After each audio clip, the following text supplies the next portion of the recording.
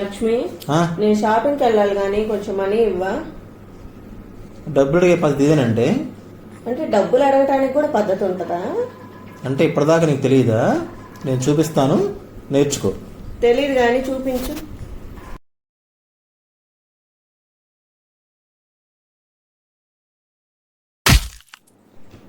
బదాకి వెళ్తున్నాను, డబ్బులు ఇవా?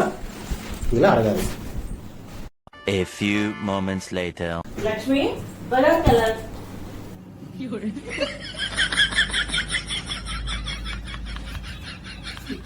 పండక్కి శారీ తీసుకున్నావా? తీసుకున్నా. డబ్బులు లేవన్నావుగా, అందుకే 500 పెట్టి కొనుక్కున్నా. అవునా? మరి బ్లౌజు డిజైన్ చేయించేసుకున్నాగా. ఎంత? 2000.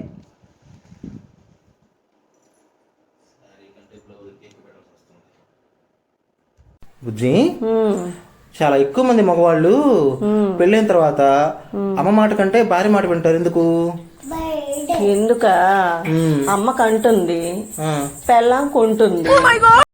లక్ష్మి, ఏమైనా నువ్వు నా మీద పెళ్లికి ముందు చూపించినంత ఇంట్రెస్ట్ పెళ్ళైన తర్వాత చూపించట్లేదు.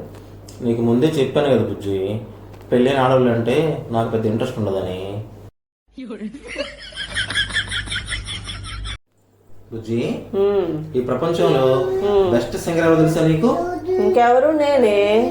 నేను అడిగేది బాత్రూమ్ సింగర్ గురించి కాదు, బెస్ట్ సింగర్ గురించి. సరే, ఎవరో నువ్వే చెప్పు. దోమ.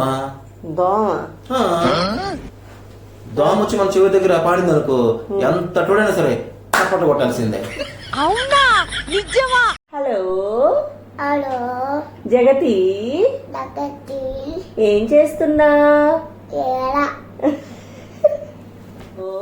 హలో జగతి, జగతి, ఏం చేస్తున్నా? ఏడా? త్వరగా కిచెన్ క్లీన్ చేసిరా, మూవీ టైం అవుతుంది బుజ్జి.